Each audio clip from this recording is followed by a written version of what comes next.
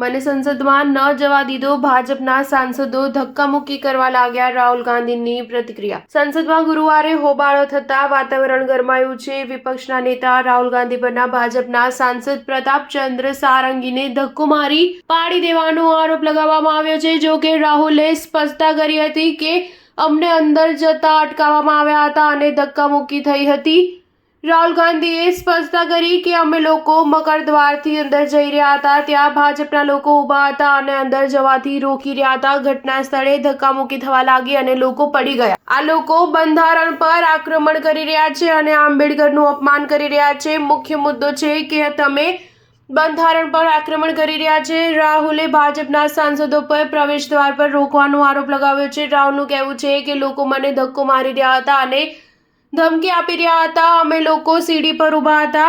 કેમેરામાં બધું કેદ છે. ખડગેજી સાથે પણ ધક્કામુક્કી કરવામાં આવી છે. જો કે અમને ધક્કામુક્કીથી કંઈ નથી થયું.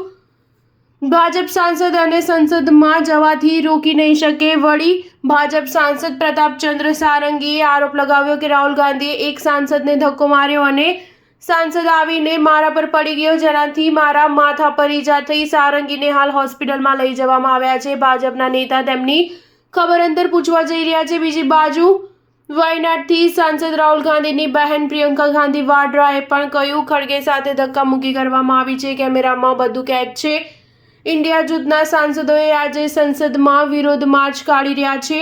હકીકતમાં 2 દિવસ પહેલા રાજ્યસભામાં કેન્દ્રીય ગૃહમંત્રી અમિત શાહે ડોક્ટર B.R. આંબેડકરને લઈને નિવેદન આપ્યું હતું. ત્યારબાદ વિપક્ષે ભાજપ પર પ્રહાર કરવાનું શરૂ કરી દીધું અને આંબેડકરના અપમાનનો આરોપ લગાવ્યો હતો.